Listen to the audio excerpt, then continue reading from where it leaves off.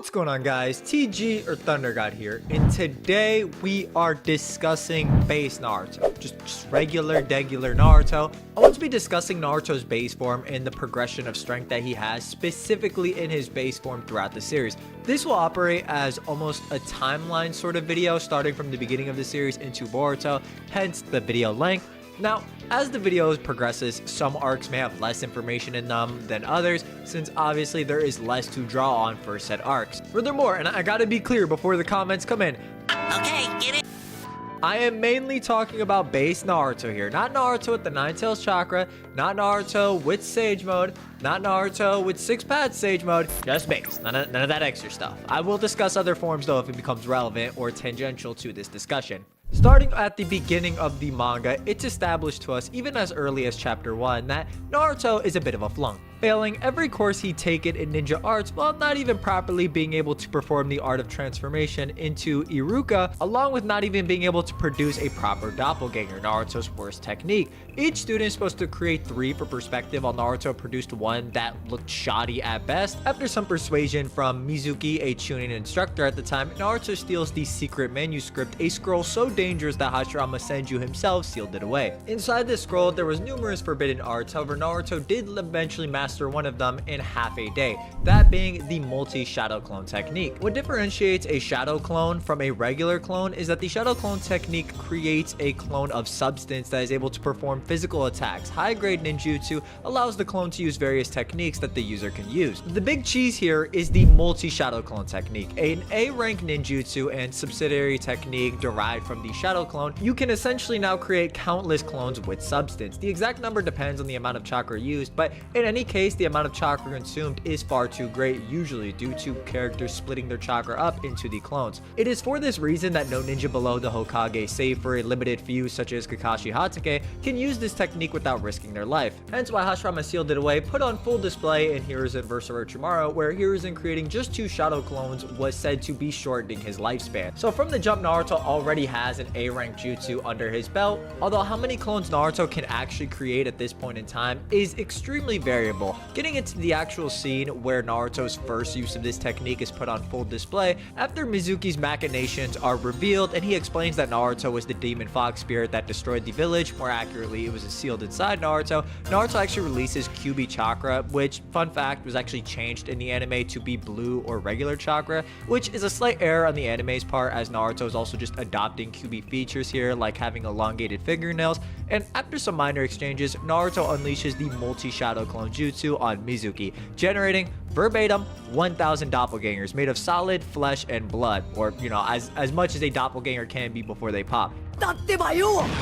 We're going to touch on this when it becomes more relevant, but this isn't really a normal feat for Naruto or something he's going to be able to replicate consistently without very specific circumstances or Kyuubi interference, both being present in this specific scene. We will cross that bridge when we get to it, but even though Naruto can use the multi-shadow clone technique, a byproduct of his ridiculous stamina reserves and chakra supply, the 1,000 doppelganger threshold isn't something he's going to be able to cross consistently for quite a while now. With this ordeal behind him, Naruto receives Iruka's headband and begins his journey as a genin, getting put under the stewardship of Kakashi Hatake, partnered with Sasuke Uchiha and Sakura Haruno on his squadron. It's made clear to us that Naruto is partnered with Sasuke, mainly due to the fact that Sasuke had the best scores in the class and Naruto had the worst, so this was made to even out the squadron. Sasuke at this point kind of exists to just be the better Naruto, or just be better than Naruto at this point in the series, just kind of the rival character, being able to perform ninjutsu such as the fire style fireball technique, which the skill and chakra supply should be far beyond Sasuke at a genin level, or he should be able to perform it, along with the fact that Sasuke, even after the bell test, does outperform Naruto against the hidden miss Chunin, where Naruto somewhat freezes up. While I would like to mention the Zabuza or Kakashi encounter, it is very clear that Naruto and Sasuke just aren't on that Jonin level, even Jonin combat having the effect of making the air freeze to the point that someone like Sasuke, who is battle-hardened, completely freezes up and gets shell-shocked at the prospect of fighting alongside 2 Jonin. Furthermore, Kakashi kind of exists as this outlier even among the Jonin. He's just kind of his own animal, so Naruto and Sasuke just aren't really going to be compared to Kakashi at any point or anytime soon. After the run-in with Zabuza and after the blood Mist Tracker, aka Haku, takes the body away, Naruto, Sasuke, and Sakura would go through pretty extensive chakra control training. It's made clear to us by Kakashi that none of the Genin have fully mastered their chakra. The manipulation of chakra refers to summoning physical and mental energies and combining them within your own body, with none of the Genin using their chakra effectively. He makes it clear that no matter how great the amount of chakra you summon and manipulate, if you can't maintain your balance, whatever the technique, not only will your effectiveness in the maneuver be cut in half, but you could blunder so badly the jutsu may not activate at all. The idea of chakra control being imperative to shinobi getting stronger is a concept that's introduced and built upon with the Bijuu and Jinchuriki comparison that you hear all the time, with Jinchuriki just being much stronger than their Bijuu since they're able to channel and utilize their power much better than the Bijuu themselves. The Genin would go through the tree climbing exercise, focusing all of their chakra towards the soles of their feet and using that power to climb the tree. When you have full mastery over your own chakra, this is the type of thing you can be seen to accomplish. Tree climbing specifically requires the most fine and delicate application of chakra energy imaginable, especially because the bottom of the foot is an area where it's most difficult to manipulate one's energies. The point of all this is that once you have the control needed, no jutsu should be beyond the Genin, at least in theory. I know it sounds like I'm just kind of giving a synopsis on chakra control in general, but you need to understand a lot of points I'm going to make in this video will be built on these premises, so it's kind of important to establish them so everybody's on the same page. Once Naruto and Sasuke climb to the top of the tree, they are clear to protect Tazuna alongside Sakura, but this is not the last time we're going to hear about Naruto's chakra control, or CC as I'm going to call it,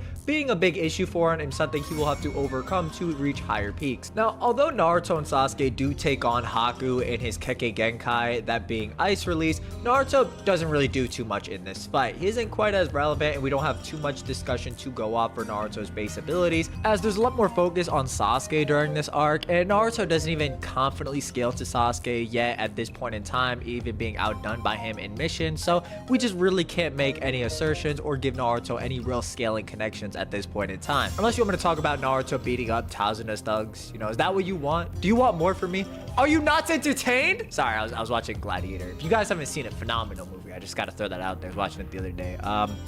Let's get into the Chunin exams. Now, segueing into the Chunin exams, this is where the small pond that Naruto and Sasuke are currently living in gets a lot bigger when they're introduced to Rock Lee. And to say Rock Lee humbles the duo is putting it lightly. This being Rock Lee with his weights on has no problems dismantling the likes of Naruto and Sasuke with their Sharingan on. It's at this point, aside from Haku, we're being introduced to more and more characters who are in Naruto's age group, yet are also far above him in terms of strength. Going past this point and the written exams, we get into the Forest of Death. Now, the important thing to note in the Forest of Death is that Naruto gets nerfed very early on in the Forest of Death. This is due to his run-in with the Sannin, or one of the three legendary Sannin, Orochimaru. Before this, though, Naruto is actually able to kill off one of Orochimaru's summoned snakes, a point not too many people bring up. He does this by, well, destroying the snake from the inside out. After the snake swallows him, Naruto makes so many shadow clones that the snake's stomach completely tears apart and blows open. A similar maneuver, ironically, to what Naruto performs later on in Shippuden against the Four Tails, making him spit or vomit Naruto back out. Getting into his altercation with Orochimaru, if you even want to call it that, it's very clear that Naruto, nor Sasuke, nor even their teacher Kakashi are really a match for the Sannin. Furthermore, Orochimaru actually places a pretty heavy nerf on Naruto,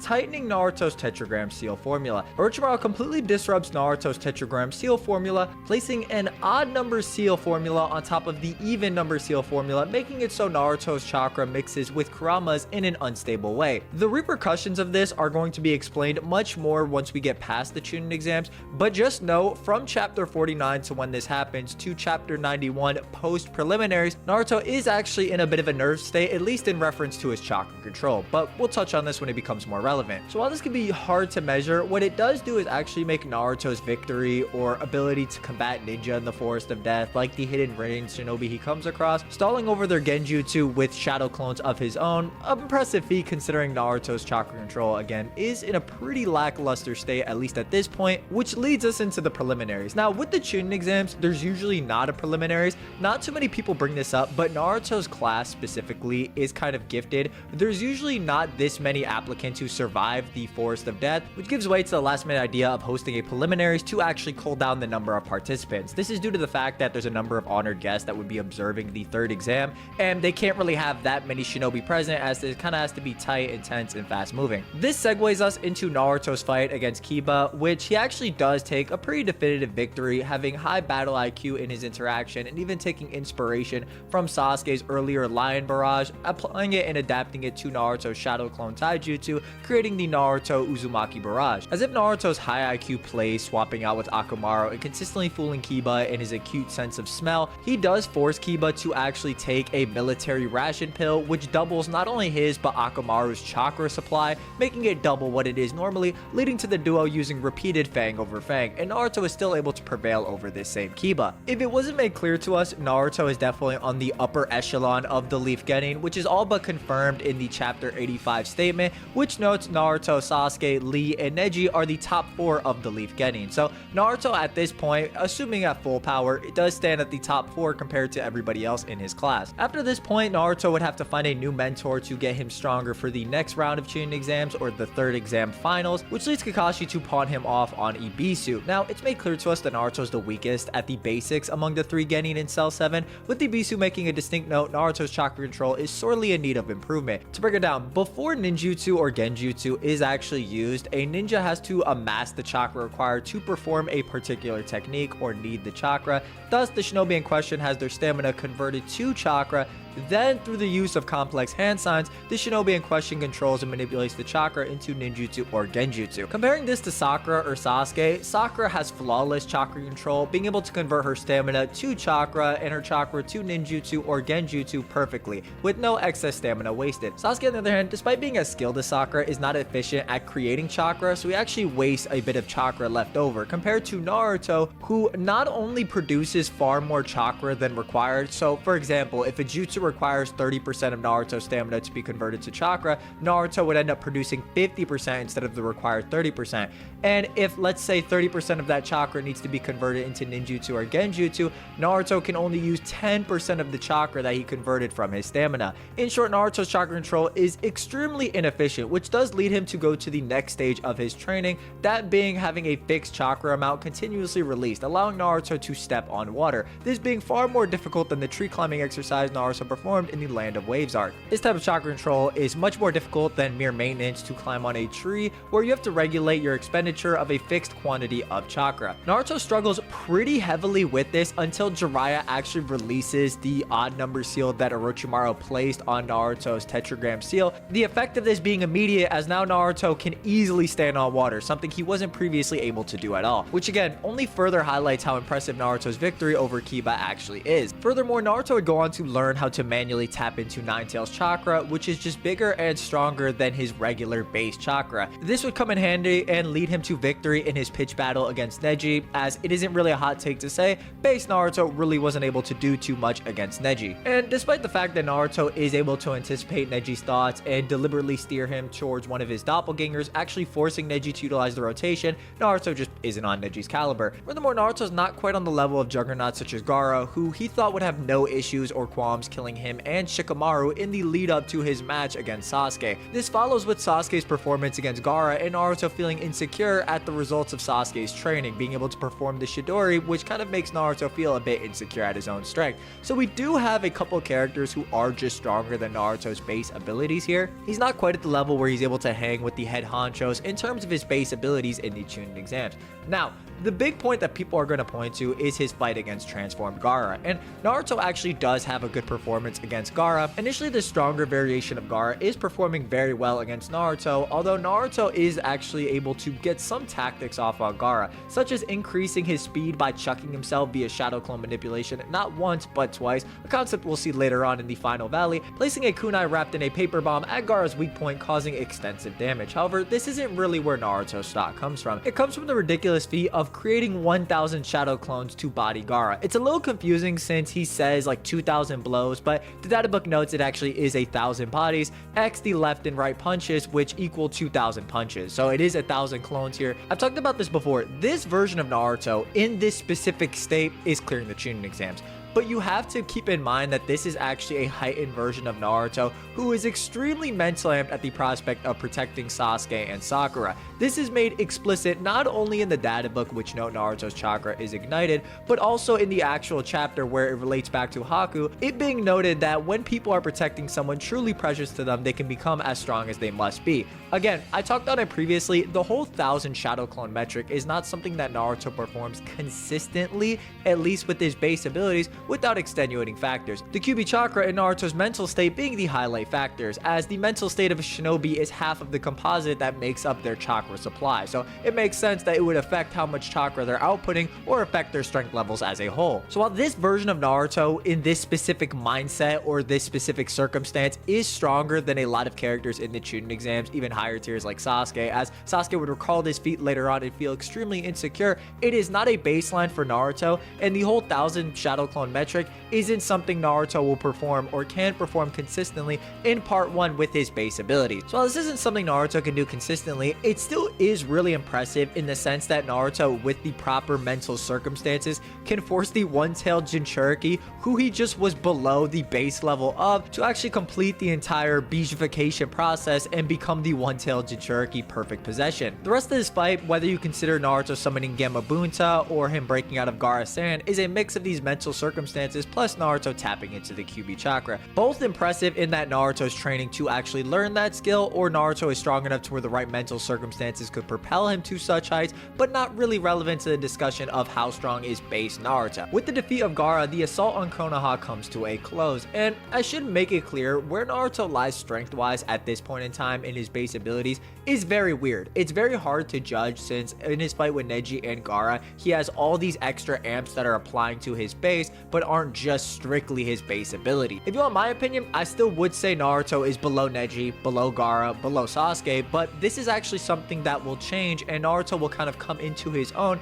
in the next arc, as he gets a much needed training arc, which will make his base abilities a lot more consistent and a lot more usable in a vacuum discussion. Following the assault on the leaf, Naruto had agreed to travel with Jiraiya to find a Hokage substitute, as obviously he doesn't want to be Hokage, Naruto mainly being persuaded at the concept of learning a technique mightier than Chidori. This is played off as a one-off line by Jiraiya, but the data book also does just supplement this by noting Naruto finds that the opportunity to learn a jutsu comparable to the latter Chidori, a jutsu left behind by the hero who saved the village, the 4th Hokage, is one he simply can't pass up. The technique in question being the Rasengan, the A-rank offensive close-range jutsu created by the 4th Hokage. This is where a lot of Naruto's lessons are built upon, as with the tree climbing technique, Naruto learned to focus and maintain a set amount of chakra emission from specific areas of his body, and with the walk on water technique, he learned to continuously emit a tiny amount of chakra, with the first part of the Rasengan training combining the two, as like with the tree climbing technique where Naruto has to maintain chakra by his feet, Naruto now has to focus and maintain chakra in his palm, and with the walk on water technique where Naruto continuously emits a small amount of chakra from his feet, he's now going to do the same in his palm. It's combining the two. The goal being to rotate and pop the water balloon in Naruto's hand.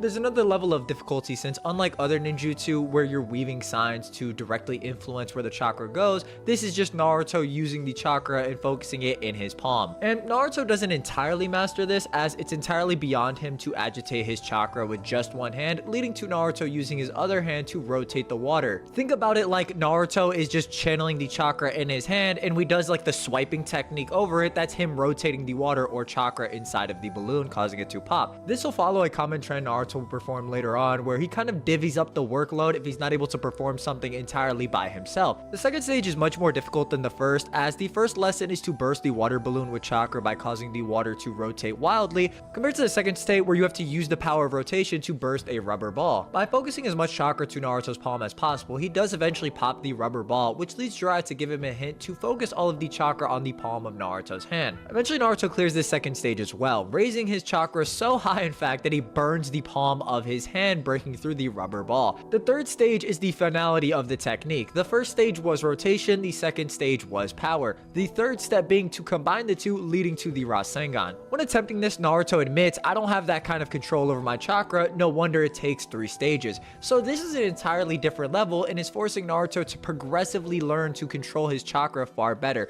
whether rotating it, applying it in different ways, or outputting more power through selected parts of his body. And while I'm certain Naruto's chakra control does get better via attempting to master this technique solo, the way he successfully performs it is having a shadow clone hold the chakra down in Naruto's hand and rotate it while Naruto himself fires off the Rasengan. Again, splitting the responsibility and workload. This is kind of the turning point in part 1 and where Naruto becomes a lot more monstrous strength-wise, as he no longer requires all these extenuating circumstances or needs to actively tap into the Kyuubi's chakra to fight juggernauts like Gaara or Neji. Now Naruto has kind of come into his own and can fight strong opponents without relying on either of those things. Not only becoming actively stronger throughout this training, but now wielding 2 A-rank jutsu at his disposal. After this arc concludes, Naruto and Sasuke have a bit of a bout on the rooftop after he's healed. Sasuke having feelings of insecurity even before he was defeated by Itachi from Naruto's outrageous performance against Gaara,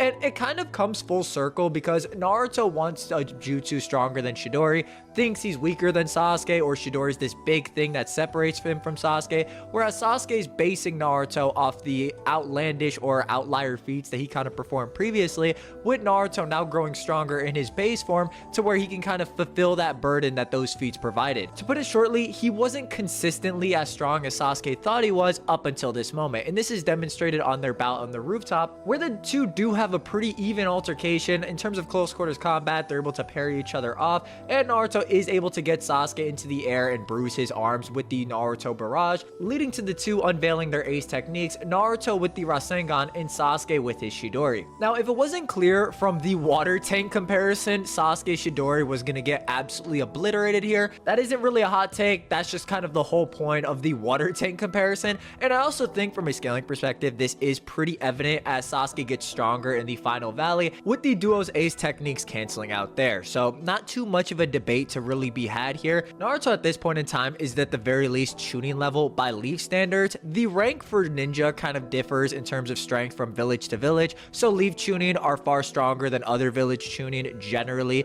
evidenced by, getting Sasuke throttling 2 Mist Chunin at the beginning of the series. Naruto making Sasuke feel a certain type of way after this performance does give him great stock, as Sasuke is Chunin level off of his performance against Gaara. A similar sentiment is also made in the data books about Neji, but more importantly, Gaara is just noted in Fan Book 1 to be stronger than most Chunin and Jonin, with Sasuke beating down on this same base Gaara pretty confidently. So by Leaf standards, Naruto is easily Chunin level and should definitely be capable of taking down some Jonin. Obviously, Jonin can vary in terms of strength, but look at it like this. By having Kabuto stab through his hand, Naruto is capable of almost one-shotting a Kakashi level combatant, which is kind of insane considering both Naruto and Sasuke are nowhere near Kakashi's level, even at this point in time. Evidenced by Kakashi not only just blatantly intercepting the two in his base speed when he throws them directly on the water tank, but the databook even gives praise to this feat, noting as Genin, Sasuke and Naruto are insignificant before Kakashi's speed.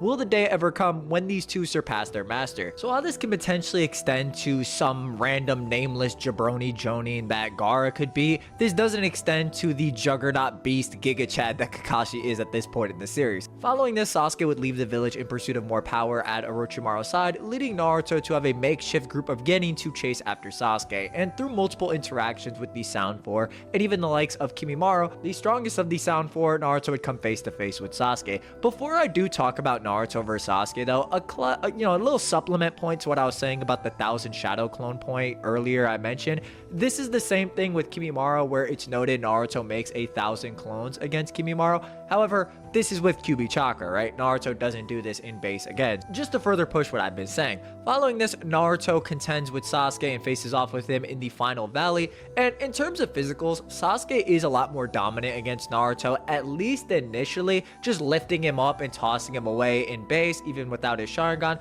Although this is kind of skewed since he has his curse mark partially active here, so it's not entirely Sasuke's base. Furthermore, even though Sasuke does have an edge here, Naruto isn't a slouch in any regard, as he is able to tag Sasuke with shadow clone tactics such as the shadow clone ladder kick. Furthermore, we actually see that Naruto is able to match Sasuke's linearly enhanced speed via Chidori, as the databook directly notes and the series presents, by flinging himself with a shadow clone to match Sasuke with his running speed. This is a similar maneuver obviously we mentioned against Transform Gaara, and this makes quite a bit of sense since even on their earlier altercation on the rooftop, Sasuke was just falling on the ground whereas Naruto just jumped at him, hence why Sasuke wasn't really faster than Naruto in that specific instance, compared to with this running start, Naruto needs to amplify his speed to match it, with the duo canceling out. Sasuke doesn't want to risk another Chidori being wasted here, so he actually opts to use his curse mark to physically overwhelm Naruto. And I will note, Naruto is still impressive here as he's able to survive a short time as dodging curse mark Sasuke's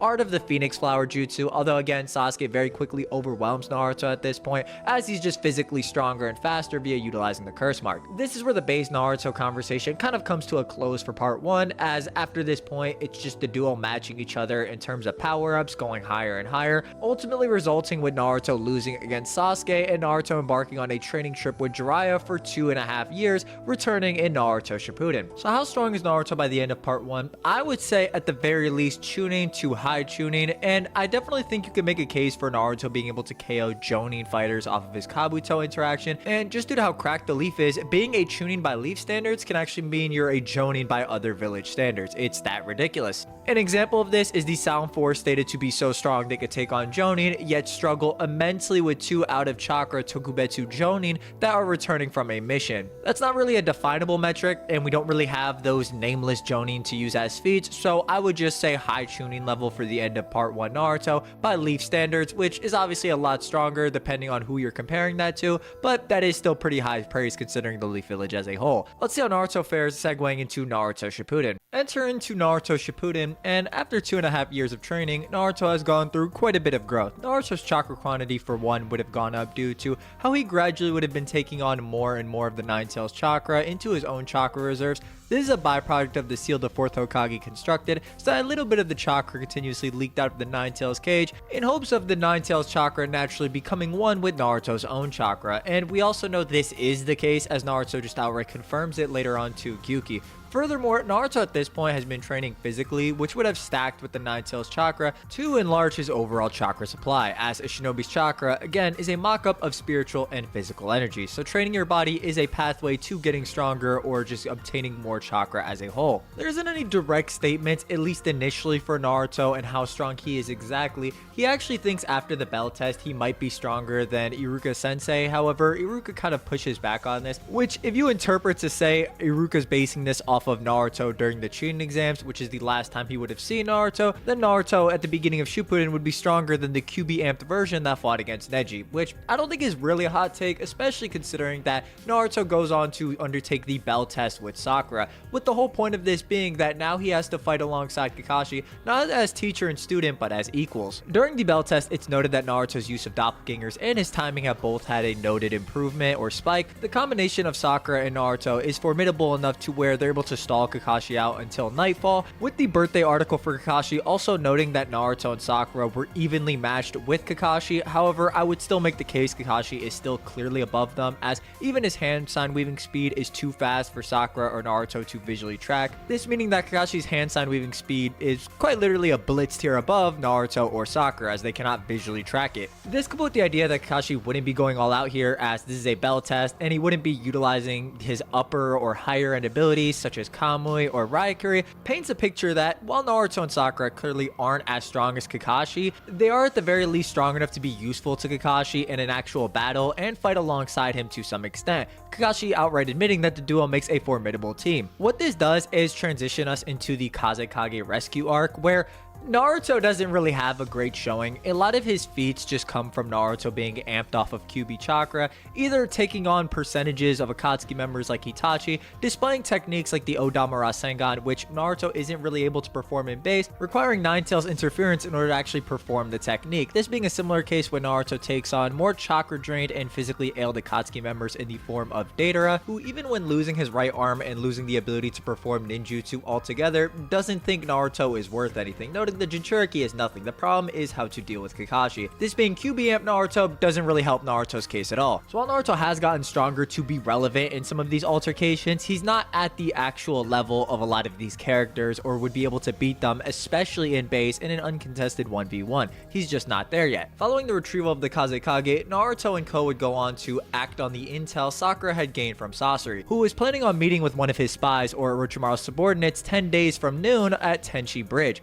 Now, before we actually get into this, it should be noted that Kakashi is bedridden due to him using the Mangekyo Sharingan, which at this point in time completely wipes him out. Due to these circumstances, Naruto and Sakura find themselves with new teammates, one of which being Yamato, the wood-style user, and the other being Sai. Now, it should be noted, at least in reference to Sai and Naruto, that Danzo says they're stronger than their peers. Unless you don't believe Danzo is a reputable source here, this is just a pretty definitive statement for Naruto and Sai versus the Konoha 11, or just how they stack up to them. Naruto is able to perform on par with Sai, at least in simulations against Yamato, but I wouldn't take this too seriously since, again, they are just simulations. When the team actually does come face to face with Sasori's spy, it's revealed to be Kabuto and Orochimaru in an attempt to slime Sasori on Tenchi Bridge, leading to Naruto unleashing massive amounts of Nine Tails chakra to the point the fourth tail emerges. Now, this obviously isn't relevant for any of the base Naruto scaling, however, it should be noted that Naruto's performance against Sasuke following this is a little skewed since when he has his slight altercation with Orochimaru, Naruto himself just notes that he's weakened from his transformation into the Nine Tails earlier. Not that it really matters because Naruto probably would have gotten no diffed by Sasuke anyway, considering the same thing happens to Sai, who is kind of just fear hacks when met with Sasuke's Genjutsu, or is just stunned to the point he isn't able to continue fighting after hit by Sasuke's Chidori stream. So obviously nobody here is really on Sasuke's level, that being kind of the point of the shot composition, as Sasuke standing above the entirety of Team 7, this threshold being vast enough to where Yamato thinks he can't hold back any longer in his confrontation against Sasuke. Shippuden really hasn't been a great performance for Naruto thus far, as he's always needed some external amp to fight everybody in question, whether that be Akatsuki members or Orochimaru or Sasuke himself, who Naruto was beginning to tap into Nine Tails chakra against. Naruto's base form is kind of ass. That's kind of the bottom line. However, getting into the Akatsuki suppression, this is where things get a little interesting, as during this arc, Kakashi creates a training regimen that will accelerate Naruto's rate of growth, and if the training does pan out, he actually may surpass Kakashi. In this training, Naruto will develop a jutsu even more powerful than the Rasengan, but in order to attain that power, he'll need to train with an intensity completely different from anything he's done in the past. During this training, Naruto would work to add a change in chakra nature. His chakra nature, as we find out, is wind, a nature that is noted to be unrivaled in battle power. The whole purpose of this is to add that chakra nature to the Rasengan to power it up. This is a feat so impressive that the fourth Hokage himself, Minato Namikaze, the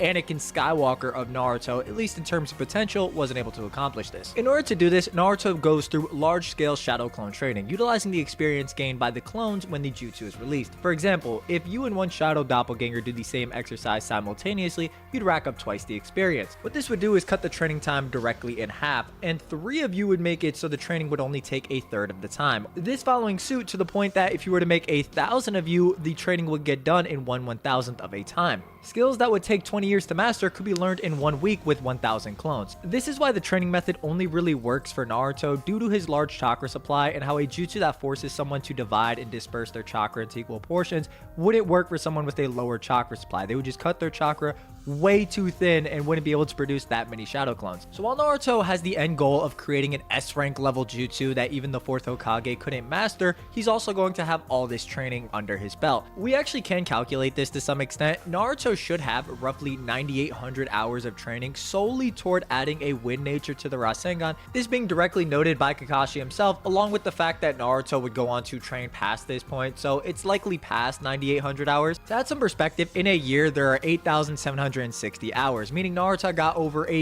year's worth of training in this training session. Naruto, even without the Rasen Shuriken, would have gotten stronger, as his chakra control would have been improving via making repeated Rasengans over and over. While Naruto himself does admit that the chakra control is just insanely difficult, I want you to consider the fact that Naruto was just making Rasengans for a year straight as a roundabout way of showing that his chakra control just would have gone up. I also want you to keep in mind, this is just kind of a feat for Naruto now, and something that isn't talked about, in that he has 200 clones active with 100 Rasengans as its 2 clones per Rasengan, meaning at this point in time, Naruto can just have an army of clones forming Rasengans in base. On top of this just being shown in the training, a good visual cue or a way to look at this in combat is the OVA Chunin Exam on Fire, Naruto vs Konohamaru. This is the OVA that aired with the movie Naruto the Movie Blood Prison. You don't need to worry about anything that happens in this movie. All you need to know is that when Naruto faces off against Konohamaru, he's literally doing what I described. Just to give you a visual sense and see how Naruto would use this in a combat setting. Naruto's answer to adding a nature release to the Rasengan is something similar to what he does with the normal Rasengan, where the original Naruto controls the chakra emission and the shadow clone controls the change in form. Naruto adds another clone in order to add the nature change to the Rasengan, hence why he needs 2 shadow clones in order to perform the Rasen Shuriken. On top of Naruto just getting stronger and having this new jutsu under his belt, he also gains a new way of utilizing his shadow clones in combat, as we see with the fight against Kakuzu. Although Naruto is amped off QB chakra in the manga during this altercation, we do see that Naruto incorporates the technique of tapping into his shadow clone experiences in his fight against Kakuzu, making deductions on Kakuzu's assault speed and battle style, using the shadow clone's experiences and knowledge to his advantage in battle. Even barring Kakuzu's strength and how it's gradually increasing due to absorbing more and more hearts, considering his unpredictable battle style with using the hair or tendrils attached to his body, these are very impressive deductions that Naruto is making. While I would like to talk about the Rasen Shuriken, it isn't really relevant to this video, at least for a majority of it, since Naruto hasn't shown the ability to use it in base for pretty much all of Shippuden, and this is really only a feat that he shows when he's an adult, so I don't really have a reason to talk about it. You know what I'm saying? It just isn't going to come up again in this sort of discussion until much later on. And at that point, do you really need another explanation on how the Rasen Shuriken functions? I don't think so. So I'm going to skip over it, mostly due to the fact that it isn't too relevant for the video premise. It is also noted by Kakashi that by the end of the Kakuzu fight, Naruto has surpassed him. I know a lot of people like to play this off, but it is actually outright admitted by Kakashi that Naruto should be at his level or stronger when they're eating ramen together. This is actually a mistranslation or a localization change by Viz. The actual translation by Kakashi is, Naruto, you're either as strong or stronger than me now, which makes a lot more sense in the context of this arc, since not only was the point of this arc for Naruto to surpass Kakashi, but Kakashi does unequivocally believe in Naruto and thinks he can surpass him. This is actually made or given quite a bit of attention compared to Kakashi saying Yamato is his equal, which is played off as a bit to get Yamato to actually pay for food or pay for ramen, which is called back to later on when Yamato notes, you're a sweet talker, and Kakashi notes, no, I'm just a believer. The cherry on top here being that it works better than the Viz localization change, since it's kind of weird for Kakashi to sing all this praise for Naruto, believe that he actually surpassed him, and then double back on that when he finds out when he can't do the Rasen Shuriken. It's not the worst thing ever, but it is a pretty crucial mistranslation to establish that Naruto is now going through a bit of a cliffing, kind of cliffing his old beginning of Shippuden self, and is now established as a Kakashi tier fighter. This is all to say that even though Naruto can't use the Rasen Shuriken due to the drawbacks it has on his body, he is still far stronger as a result of this training, and like we mentioned earlier, can just maintain 100 shadow clones using Rasengan, which is kind of crazy of a feat. Along with this pretty direct statement by Kakashi, even if you think Kakashi's stronger than Naruto or would win in a fight, as you want to interpret the statement some way, or you want to look at Kakashi thinking he can high diff Kakuzu with Kamui, the same Kakuzu that Naruto defeated or took out 2 of his hearts at the same time, doesn't really matter. All you really need to know is that Naruto is at that Kakashi level now. This being relevant for Naruto's greater end scaling, since now Naruto should be able to take on other Akatsuki members or those lower to mid tier Akatsuki members, as this is the caliber of Akatsuki that Kakashi is also capable of taking on. It doesn't really matter where you have him on this tier, like what matchups you think he's winning, he just is kind of on this tier now. This segues us into the Itachi Pursuit mission, Tale of Jiraiya the Gallant, fated battle between brothers, and Naruto doesn't really do too much during this chapter range. He has a brief skirmish with Kabuto, who has been amping himself on Orochimaru's chakra for the sole purpose of taking down Sasuke, Orochimaru's killer. They have a brief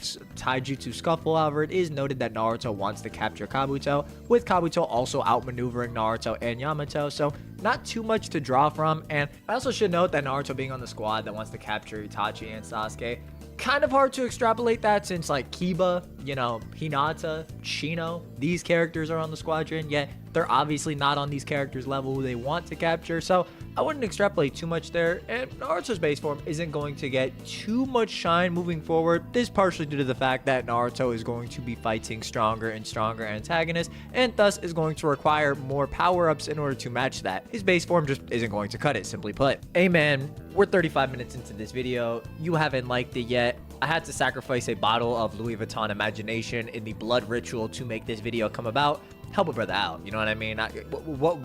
What are we doing here? Oh, you don't care? Just back to the video. My bad.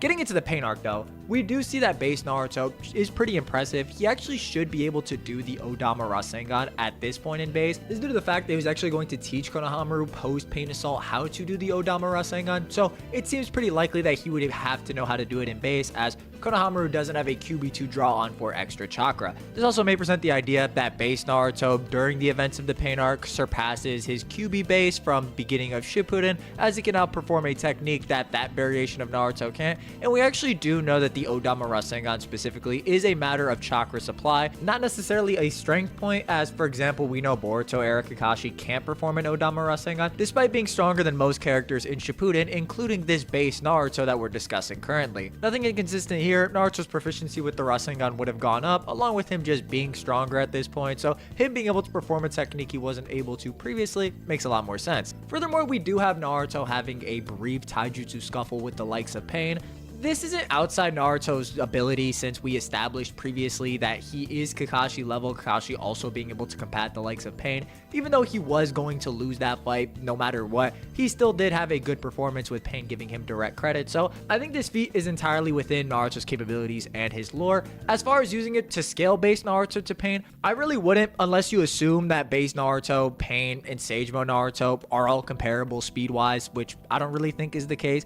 It's pretty established that on top of Pain having quite a bit of chakra drain, he does want to capture Naruto here, so it does make sense that he wouldn't be going all out in this instance. That or Pain's physicals just simply don't eclipse Kakashi's by that extent, and in turn Naruto's, which I think you can also make. But overall, I think the idea is that Pain physically is much closer to Sage Mode Naruto than base Naruto, and base Naruto being the Diva Path of Pain level isn't really a good take, honestly speaking. Despite all of that though, Naruto's performance against the Diva Path post Six Tails when the Diva Path is pretty fatigued is actually great, hiding or disguising his shadow clones as rubble, forcing the Diva Path to use Almighty Push, and actually forcing the Diva Path to his knees from fatigue. Naruto is able to withstand the attack, fling himself with the Rasengan in that 5-second window, and proceed to, I don't want to say one shot, but finally take down the Path of Pain. The Diva Path obviously couldn't dodge here as he's on his knees from fatigue, but I still do think it is a pretty great feat from Naruto, since how many characters are really able to withstand an almighty push or pull at this point in time? Not too many. Naruto accomplishing this by having his shadow clones form kind of a wall behind him to counteract the blowback from the Diva Path's gravitational powers. Considering this is Pain of all people and the Diva Path at that, I think this is a very impressive feat for Naruto. So while Naruto doesn't gain any crazy stock, or it's really hard to make these crazy scaling arguments during this arc, he still does have a great performance. Segueing into the 5 Kage Summit, this isn't really a Naruto focused arc, obviously. Naruto only really appears towards the end of the arc, where he's able to save Sakura from Sasuke's slash, which is a pretty impressive speed feat all in all, assuming Naruto didn't incorporate body flicker at any point during this. Furthermore, Naruto is able to just contend and cancel out with blind fatigued MS Sasuke by the end of the summit. Now, this Sasuke is kind of weird, since he's blind and fatigued, but his base form has been continuously getting stronger via the progressive hatred amps that he's been garnering in the summit. So he's getting stronger even if his body's getting weaker, with the duo canceling out here. So now we're in a bit of a weird state with Naruto's base form. While he still is very strong, I wouldn't make the case he's Kakashi level anymore, at least, since Kakashi is now able to contend or react to the likes of Sasuke Susanoo, along with using his Kamui far more frequently compared to earlier on in Shippuden, where he would just simply be bedridden. At the same time though, Naruto still does just make other characters look completely childish even in his base form. A good example of this is when he's facing off against Kaori and Omoi. After he deflects her blade, he actually does a spinning elbow, like he continues to spin and hits her with an elbow, and look at that face. That is the face of someone who did not watch this video, who skipped the Akatsuki suppression section and thought shit was sweet. Not only was she not reacting to this, arguably even mentally, because we don't see any indication she's visually processing what Naruto is doing, Naruto is going to make her nose sound like a bag of crumpled Doritos. It wasn't going to be great. So while other characters are getting stronger and outpacing Naruto's base, he can still stun on hitting Cloud Chunin, for example, who were able to get the better end of Sakura, who was able to compete with Naruto much earlier on in the beginning of Shippuden. Simply put, Naruto would have been better off with 2 clones rather than Sakura and Sai here. I can smell the failure. Following the 5 Kage Summit, Naruto realizes he needs to control the Nine Tails chakra. He's the Nine Tails Jinchuriki, and he can't hide from that, however, as if he's going to tackle Sasuke's hatred, how can he do that if he can't tackle his own? the Nine Tails being hatred incarnate. Not too much discussion on the base Naruto point here. The only thing of note that I would mention is that Naruto is able to turn his body in the time frame that the Nine Tails can shoot a Bijou Bomb at him, which, while not groundbreaking, is still a pretty decent reaction feat for Naruto that B also shares, intercepting the Bijou Bomb. But this is really the only minor point you can make pre-war arc. A lot of the stock or a lot of the good stuff we're going to talk about actually comes in the war arc, so let's just segue into that. Getting into the war arc, my script is starting to look like the Dragon Scroll because it's blank.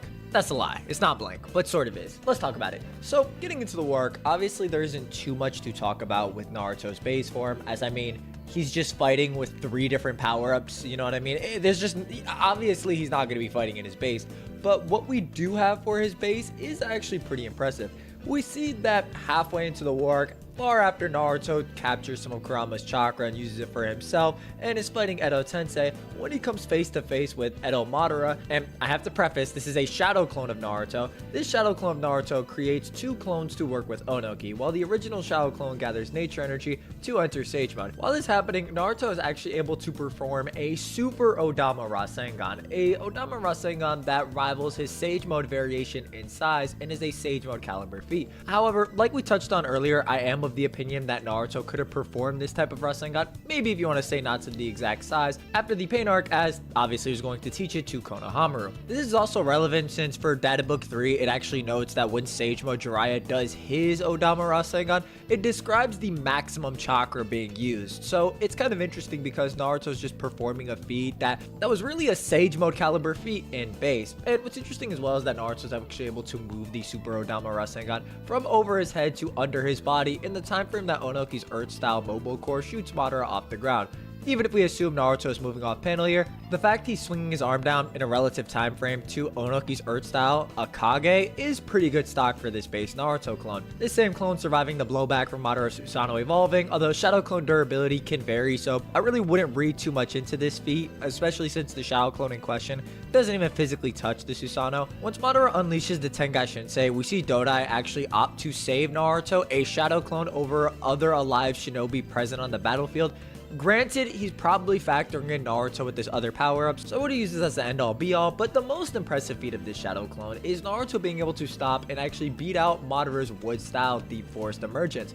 In this, we have Naruto's shadow clone create an Odama Rasengan barrage line, with 23 Odama Rasengan being visibly on screen and over 200 Naruto shadow clones on screen. Yes, I sat here and counted so you didn't have to, which goes back to what I was saying earlier about post-Rasengan Naruto training being able to perform some crazier feats. The only snafu here is that this shadow clone here is being amped off of Kurama's chakra in this specific instance. I think you can make a case it may not amp Naruto beyond what he's capable of normally since he doesn't adopt any QB features here, meaning the chakra given may not actually exceed Naruto's own supply to the extent he actually garners QB characteristics. However, we do have examples of the Nine Tails directly giving chakra to people like Kakashi and Naruto himself in the Final Valley, with neither character gaining any of those characteristics. If you want to say Naruto's amped beyond his base capabilities here, I think that's entirely fine. It just is a little vague and we don't have a clear and concise answer to it. This actually leads Madara to directly praise Naruto, saying that Naruto is quite impressive. This isn't inconsequential as this is diction Madara uses. He basically just calls the Kage's ace techniques impressive, that being Gaara's sand defense, Onoki's stone golem, Mei's lava style, and the 4th Raikage's body flicker respectively. So look at it like this, Naruto in this state, whether you argue he's amped or this is just his base full power and the Nine Tails replenished it, gets the exact same praise as the 5 Kage in their trademark jutsu, which is just a really strong showing. It's here that Naruto's shadow clone pops and we cut back to the original Naruto in his fight against White Mask Obito. Following this point, Naruto's base form just doesn't really have that many showings that are worth talking about. There's moments where we can infer he's fighting off screen against White Mask Obito since he's in base on top of the Geto Mazo, or we see him move on par with no Sharingan EMS Sasuke during the war, but these examples are just so far in between and don't really amount to anything that it's almost not worth talking about them. I think what is much more interesting is Naruto post 6 pads buff at the end of the war. By the end of the war, Naruto now, on top of being able to utilize the Kyuubi's chakra for his own means, even in base, also did get amped up due to his 6 pads power up. We see this in a couple different scenes. Starting off, we do see he's actually able to momentarily clash with Rinnegan Sasuke, who doesn't have have any other power up. Like, that's just how strong Rinnegan Sasuke is, and Naruto is able to physically clash with this Sasuke even in base. The anime extending this to where Naruto is actually able to pressure Sasuke to some extent, even with his base and shadow clones, which is even more impressive. However, if you've seen my Naruto vs Sasuke, you read that fight wrong, highly recommend that video. The anime completely changes this fight. It's a phenomenal fight, but it gets skewed heavily in Naruto's favor. It makes Naruto look too strong, bro. Too strong. Like, I can't sit here and describe it. Bro is just doing way too much. Furthermore, we actually see Naruto is able to react to Rinnegan Sasuke's fireball. And when I say react, I just mean that he was able to at least visually track Sasuke's movements and the fireball itself to the point he could activate his 6-pad Sage mode before the fireball got close and one-shot him. So while this is like the most bare bones reaction feat, since all Naruto is doing is just powering up to a higher form, which requires far less than actually performing a jutsu or moving out the way, I still think it is a good reaction feat to just say 6-pads characters most likely can't just outright blitz Naruto before he activates his chakra cloak, which is pretty good stock. Again, assuming Sasuke's fireball actually scales to him, which I don't know why you wouldn't say it scales in terms of speed. The two turn up, fight, unleash their strongest move, and post Indra era, we actually see Naruto is not only able to react to the Amaterasu, but actually be able to ward it off via his use of Bijou Chakra and control of it, forming a mini one-tailed cloak in order to remove the Amaterasu from singeing him. Considering what I mentioned before about Naruto reacting to Rinnegan Sasuke's fireball, him reacting to Amaterasu really shouldn't be that much of a hot take, especially since Amaterasu does take some time to form even when it does spawn on the target, but the fact that he can use the Nine Tails Chakra in such a fluid manner even in his base, I think is extremely impressive. Following this point, Naruto actually is able to perform on par and pressure Sasuke, who, even though his Rinnegan isn't functioning, does still have his Sharingan active, to the point that Naruto, on top of being able to contend physically with this Sasuke, is actually able to feint him out with clones and catch him lacking, despite Sasuke's visual acuity with the Sharingan. Something that's brought up by a lot of people is that Naruto is able to perform the one-handed Rasengan, similar to Minato when he accesses Sage mode later on in the war, but what's interesting is he actually performs the same thing in the Final Valley, requiring no shadow clones in his base form. There is actually a point in the fight when he does this, he would have won if he didn't just trip, which leads Naruto and Sasuke to have their Gurren Lagann beatdown, the fight only shifting when the Nine Tails actually prepares some chakra for Naruto to use, where we see Sasuke steal some of Naruto's chakra. It's here that base Naruto actually does perform a pretty crazy feat in that Sasuke, when he absorbs the Nine Tails chakra, leaves Naruto in a bit of a weakened state. From this point, Naruto not only catches the moment Sasuke's visual prowess weakens, but also counterattacks in that exact moment. Even more impressive if you think the use of Chidori actually increases the speed of Sasuke's jab itself, while he's standing still at least. Following this, Sasuke would proceed to add Kagetsuchi to his Chidori, and Naruto would overtake it with just a regular Rasengan. On top of the fact that he's pushing upward while Sasuke is coming down on Naruto, Naruto pretty much just comes out looking far better in this instance, since him and Sasuke both have their arms blown off, while Naruto didn't really add anything extra to his Rasengan to counter Sasuke here. It's not an understatement to say Naruto's base form by the end of Shippuden is easily in that Kage level range. His reactions alone already put him beyond that tier. He's able to consistently throw down with Sasuke's Rinnegan Ant base post Indra Arrow clash, so Naruto's already kind of diving into this realm. The fact that his reactions are so high at this point in the series, he can perform pretty much every Rasengan variant besides the Rasen Shuriken, that being the one-handed Rasengan, the Odama Rasengan, anything he really wants to perform, he can do it. I would make the case that Naruto by the end of the war in base would have just outperformed any of the 5 Kage against Madara, especially if you believe that Naruto in base by the end of the war would have been able to use the same Odama Rasengan line, took down Madara's Deep Forest Emergence, which was capable of taking down Onoki's Wood Golem and pressuring the 5 Kage into the air, followed by just, again, how insane Naruto's perceptions are at this point and how strong he is physically in his base, barring all of the insane arsenal stuff we touched on previously. Naruto just gets to the point where he's able to perform Sage Mode level feats, as the Odama Rasengan Barrage was previously a Sage Mode level feat, where Naruto during the war arc was able to perform it while amped off Kurama's chakra in base. So he just kind of adds Sage Mode abilities to his base form and is just progressively getting stronger and stronger, something that's going to continue even later on as an adult. But to encapsulate it, Naruto by the end of the war is Kage level absolutely free, just exactly where he is can be a little hard to determine just based on how much stock you put into his interactions earlier in the war and how you relate back a lot of what he does. But I'm going to be honest, I think his reactions are there, his physicality is there, his arsenal is there. Naruto's base form at this point is just kind of absurd, and it doesn't slow down. Like, Naruto's base form is just going to continue to get stronger and more impressive, segueing into how he is as a young adult to his Hokage tenure.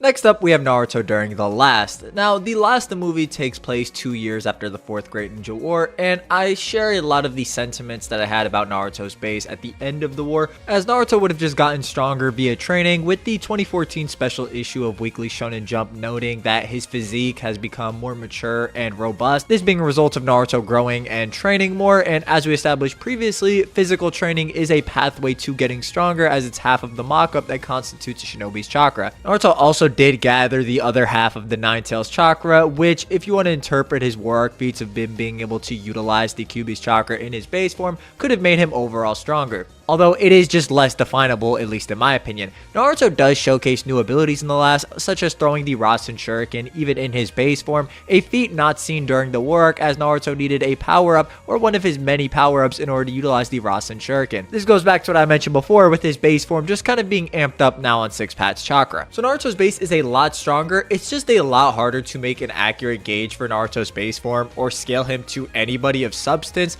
outside of Toneri in this movie. For example, we see Naruto is able to react to a long-range attack by Toneri. This is the same attack that swallows his Rasengan and ignites his chakra. This being Toneri when he actually does obtain the Tenseigan, although if you want to argue it isn't fully complete, I think that's fine. So he has these ties to Toneri. Well, where does base Toneri scale?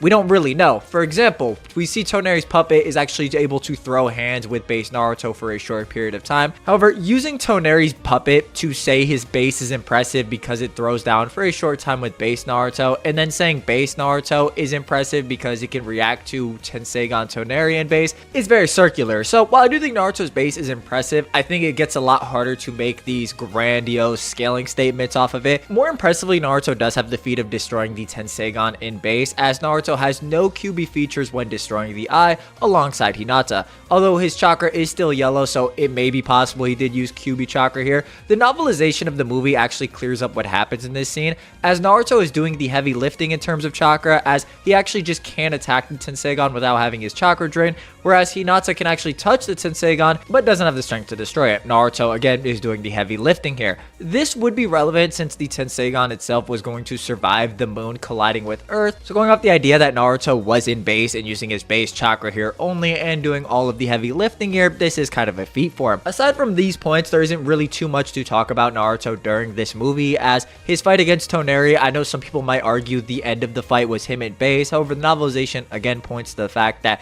Naruto put all his might into that last punch, and I think that is evident since his arm is coated in chakra. So I wouldn't say this is strictly base Naruto, but if you want to go into the idea that Naruto can just channel all his chakra into his arm while he's in his base form, and this kind of constitutes a feat for base Naruto, with him being able to block and overpower Toneri's Golden Wheel Reincarnation Explosion, which is the golden chakra sword that he uses to sever the moon in half.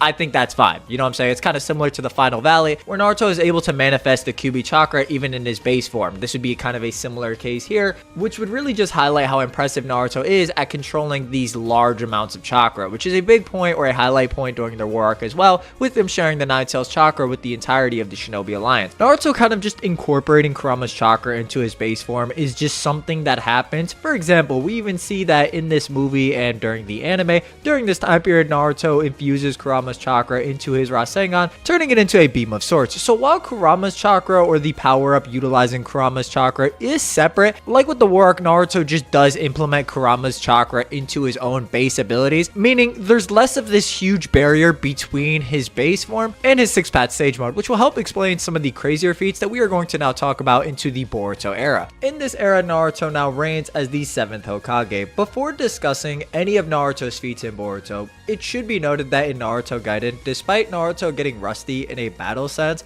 Naruto on his own is capable of combating an entire army of Shins all of which with Mangekyo Sharingan with his Shadow Clone Jutsu. Just something to note. I will also say the Naruto 1000 Shadow Clone metric isn't really talked about in Naruto Shippuden, even though it's very likely he should be able to perform it, especially off his Kakashi training where he was told to make a Shadow Clone per leaf on a tree. But if you do want a definitive answer, Naruto as an adult is noted to just be able to make 1000 Shadow Clones. That is just the benchmark he's at and the number that is consistently thrown around him. His control and finesse with these Shadow Clones has reached such a high level to the point that even in Kakashi Hiden while waiting for his new arm, Naruto actually does a one-handed hand seal and creates Shadow Clones with one hand. And what's fascinating, this is a side point, but I had to bring this up. Naruto, in order to make this hand sign, intertwines the index and middle fingers of his left hand to make a cross. I want you to try that for a second at home, right? Try making that hand sign real quick, and what does that remind you of? For those of you who are able to successfully open their domain, shout out to you. Anybody else, this is just the hand sign that Gojo uses when he opens Unlimited Void from JJK.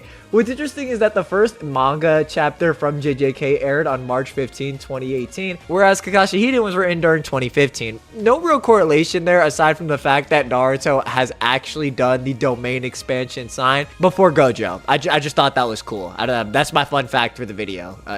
Also one-handed Shadow Clones. That's pretty cool too. To bounce off what I discussed previously, Naruto's base kind of just being fused with Kurama in a weird sort of sense, which does help explain why his base form is so impressive during Boruto. An interesting point not too many people bring up is that when Momoshiki is actually arriving to the Chunin exams arena, he's using his Byakugan to locate Naruto, and when he actually sees Naruto's chakra, we see two distinct flames, which are generally interpreted in this series as chakra. Now, if you interpret these two flames to represent Naruto's base chakra and the Nine-Tails chakra being the bigger flame, that's just kind of another point to why Naruto's base is so impressive, to the point that he can combat these Otsutsuki level threats or compete with that level of speed, not only in the last, but as we're gonna see in Boruto as well. This is a little questionable since this could also just be representing Kurama's chakra as a whole, and we do see in the War Arc Naruto's chakra is far lesser than Kurama's. However, that is teenage Naruto and not the Hokage variation that has had over a decade to get stronger.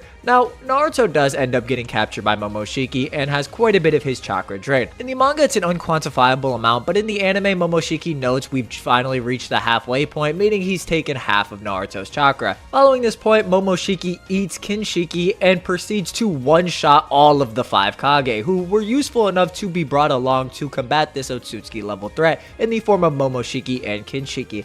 This is relevant since Naruto would proceed to throw down in a taijutsu scuffle, blatantly blocking blows from Momoshiki, dodging blows, and surviving head-on attacks by Momoshiki, never really being blitzed and able to react to everything Momoshiki does multiple times. It's honestly such a crazy performance, and it's kind of jarring how much better Naruto's performance is in the manga compared to the anime, to where he can still combat Momoshiki for a short period of time, but it's much more dominating in the anime. Yeah, Naruto survives Momoshiki targeting his Tenketsu or Chakra network, but it's much more of a beatdown compared to an even back and forth in the manga. So just should note that Naruto is a bit more impressive in the manga variation of this fight, but in both instances he still is able to combat fused Momoshiki in base. This obviously being relevant since Momoshiki had drained quite a bit of Naruto's chakra, and this goes back to what I said earlier with Naruto's base chakra and Kurama's chakra not having as much of a barrier and Naruto just being able to utilize it much more in base. Hence why I made the point about the 2 chakra flames earlier. It does help explain why Naruto actually performs so well against Momoshiki without needing to power up, at least initially. Considering again that Momoshiki could one-shot all of the 5 Kage physically and Naruto could physically contend with this Momoshiki, Naruto should be able to perform a similar feat physically to the other 5 Kage, meaning yes, even base Naruto solos the 5 Kage or 4 remaining Kage as an adult. This again being quite a bit more impressive considering Naruto has had quite a bit of chakra siphoned out of him. On top of this feat, Naruto is the one who powers the giant Odama Rasengan. That's a redundant ass statement. He makes the Rasengan very big. Long story short, to the point it dwarfs Naruto and Boruto in size. This again being a feat for base Naruto as he's the one who's performing it and powering up Boruto's Rasengan here. So base Naruto should logically be able to create a Rasengan of this size as well. This performance is consistent with Boruto where base Naruto is able to fight Kara inners such as Delta and perform very well in his base form. And despite the fact that Delta, a Kara inner who has Otsutsuki level powers, isn't going all out here or has shown higher cliffings of her abilities, it still is an impressive feat. Naruto's six paths and base form that has Kurama kind of implemented into it being so ridiculous helps explain Sakura's later statement, at least in the anime when Naruto actually loses Kurama, when she directly notes you probably can't use jutsu like you could before and you're no longer going to have superhuman strength. Obviously Naruto's base is still strong, but it isn't just his base. As he got older, it's more of an incorporation between his base and how he's utilizing Kurama's chakra even in his base. As far as Naruto's base after he loses Kurama, I don't think it's that relevant since we just be going back down from the peak he's already hit, and there's not too much to discuss on that point anyway.